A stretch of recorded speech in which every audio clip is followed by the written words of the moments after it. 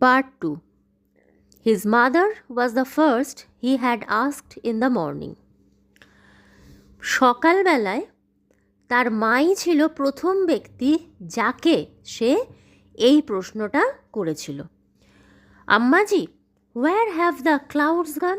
আচ্ছা মা, মেঘেরা কোথায় চলে গেল? তার মানে আমরা বুঝতে পারছি যে এতক্ষণ ধরে মেঘেদের খোঁজ করছে সে আর কেউ নয়, সে হচ্ছে একটি ছোট ছেলে। তো সকালবেলা উঠে প্রথম সে তার মাকেই এই প্রশ্নটা করেছিল। হুজ গান হোয়ার? আম্মাজি সেড। তো মা বললেন, কে কোথায় চলে গেছে? As if he had asked an exceptionally stupid question. এবং মায়েরও যে পাল্টা প্রশ্নটা করলো তার মধ্যেও কিন্তু মনে হচ্ছে যে সে যেন তার মাকে একটা অত্যন্ত বোকার মতো প্রশ্ন করে ফেলেছে। ক্লাউডস, মেঘেরা। ক্লাউডস, মেঘেরা? Have you lost your mind boy? তোর কি মাথাটা একেবারে খারাপ হয়ে গেল? হারি আপ নাও, এখন তাড়াতাড়ি কর। ওয়াশ কুইকলি, তাড়াতাড়ি হাত মুখ ধুয়ে নে। ইট ইউর ব্রেকফাস্ট, ব্রেকফাস্ট খেয়ে নে। অ্যান্ড গো টু স্কুল, এবং স্কুলে চলে যা। Dejectedly he washed his hands and face, ate his breakfast and left home. অত্যন্ত হতাশ হয়ে সে হাত মুখ ধুলো, ব্রেকফাস্ট করলো এবং বাড়ি থেকে বেরিয়ে পড়ল। But the question still haunted him. কিন্তু প্রশ্নটা তখনও তাকে তাড়া করে বেড়াচ্ছিল। Where did the clouds go? মেঘেরা কোথায় চলে গেল? He remembered what he had seen the night before. তখন তার মনে পড়ল আগের রাতে সে কি দেখেছে। Clouds gathering in the dark sky. অন্ধকার আকাশে মেঘ জমছিল। But when he went to sleep the sky was clear and full of stars. কিন্তু যখন সে ঘুমোতে গেল তখন আকাশ পরিষ্কার হয়ে গিয়েছিল এবং আকাশটা পুরো তারায় ভরে গিয়েছিল। When he awoke again he had no idea of the time. তারপর যখন সে আবার রাতে একবার উঠেছিল, কখন সময় সম্পর্কে তার কোনো ধারণা নেই। All he knew was that it was the middle of the night. শুধুমাত্র সে যেটা জানে সেটা হচ্ছে সময়টা মাঝরাত ছিল। Up there in the sky the clouds were rumbling. এবং আকাশে তখন কি হচ্ছিল? মেঘের গুড়গুড় করে আওয়াজ হচ্ছিল, মানে গুম গুম শব্দ করে মেঘ ডাকছিল। In the occasional flashes of lightning they were dense and black. এবং মাঝে মাঝেই বিদ্যুৎ চমকাচ্ছিল এবং সেই বিদ্যুতের আলোয় বোঝাই যাচ্ছিল যে মেঘ ভীষণ ঘন এবং কালো। It looked as if it will be raining. এবং মনে হয়েছিল যেন আজকে বৃষ্টি হবে। Rain will have ruined his sleep he knew. এবং বৃষ্টি যদি হয় তাহলে তার ঘুমের 12টা তো বাজবে, এটা সে জানতো। When he got up in the morning he was amazed. কিন্তু সকালবেলায় যখন সে ঘুম থেকে উঠল সে ভারী অবাক হয়ে গেল। The sky was clear and empty. মেঘ তখন একেবারে পরিষ্কার এবং ফাঁকা। Not a trace of rain in the courtyard. Courtyard মানে হচ্ছে উঠোন। তো উঠোনেও দেখলো যে বৃষ্টির কোনো চিহ্ন নেই, অর্থাৎ রাতে বৃষ্টি হয়নি। He was surprised and saddened. সে একই সাথে অবাকও হলো এবং কিছুটা দুঃখও পেল। The clouds had moved across the skies without shedding a drop of rain. তার মনে হলো মেঘেরা এক ফোঁটা বৃষ্টি না ঘটিয়েই তারা চলে গেছে।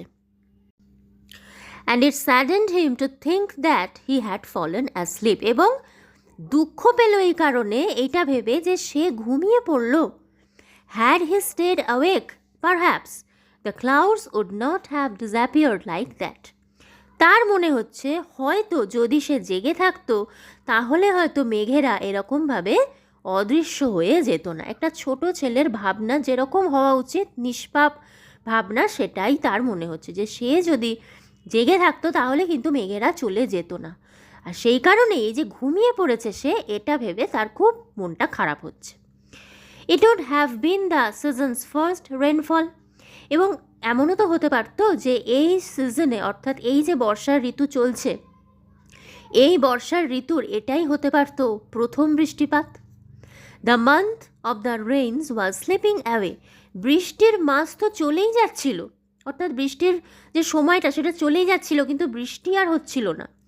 হি looked up once again at the skies. সে আবারও একবার উপরে আকাশের দিকে তাকালো। Not a single patch of cloud, না মেঘের ছিটে ফোটাও নেই। The sun beat down on his head from a clear sky. এবং পরিষ্কার আকাশ থেকে সূর্য একেবারে মরিয়া হয়ে যেন কিরণ দিচ্ছে, এবং সেই যে তাপ, রোদের যে তাপ, সেটা সে তার মাথার ওপর অনুভব করতে পারছে। সূর্য যেন তার মাথার ওপরে একেবারে ভীষণভাবে কিরণ দিচ্ছে। In the fierce heat he walked between the fields. এই প্রচণ্ড গরমে, ভয়ঙ্কর গরমে সে মাঠের মধ্যে দিয়ে হাঁটতে থাকলো। His body was on fire. তার সারা শরীর মনে হচ্ছে আগুনে পুড়ে যাচ্ছে। হিজ থ্রোট ড্রাই, গলা শুকিয়ে কাঠ। After crossing several fields he saw a large tree in whose shade a Persian wheel turn gently. অনেকগুলো মাঠ পেরোবার পর সে দেখতে পেল একটা বিশাল বড় গাছ, এবং সেই গাছের ছায়ায় রয়েছে একটা পার্সিয়ান হুইল, এই ছবিটার মতো। পার্সিয়ান হুইল ওই চাকার মতো, তলায় জল থাকে, এটা হচ্ছে রাস্তায় পথিকদের জন্য জল খাওয়ার একটা ব্যবস্থা। তো ও দেখতে পেল গাছের ছায়ায় পার্সিয়ান হুইলটা ধীরে ধীরে ঘুরছে। It was like he had reached an oasis in the middle of a desert. এবং তার মনে হলো এটা দেখে যে এতক্ষণ ধরে সে মরুভূমির মধ্যে দিয়ে হাঁটছিল, আর এই গাছ এবং জল দেখে তার মনে হলো যে সে মরুভূমির মধ্যে একটি ওয়েসিস, ওয়েসিস মানে হচ্ছে মরুদ্যান, অর্থাৎ মরুভূমির মাঝে একটুখানি জল এবং সেই ছোট্ট একটা জলাশয়, এবং সেই জলাশয়কে ঘিরে সামান্য কিছু গাছ যদি থাকে, সেই জায়গাটাকে বলা হয় ওয়েসিস বা মরুদ্যান। তো এই প্রচণ্ড গরমে একটা এত বিরাট বড় গাছের ছায়া, এবং সেই গাছের ছায়ায় ঠান্ডা জল দেখে তার মনে হলো যে এতক্ষণ বোধহয় সে মরুভূমির মধ্যে দিয়ে হাঁটছিল, এবং সেই মরুভূমির মধ্যে সে মরুদ্যানের দেখা পেয়েছে। He reached the shelter of the tree. তখন সে সেই গাছের আশ্রয় বা গাছের ছায়ায় গেল। And splashed the cool water from the Persian wheel on his dusty feet. এবং পার্সিয়ান হুইল থেকে ঠান্ডা জল নিয়ে সে তার এই যে এতটা হেঁটে এসেছে, ধুলো ভর্তি হয়ে গেছে পায়ে, সেই ধুলো মাখা পায়ে সে দিল। Then he washed his hands and face. তারপরে সে হাত মুখ ধুলো জলে। And drank his fill. এবং প্রাণ ভরে সে জল পান করল। পার্ট 2 এখানেই শেষ।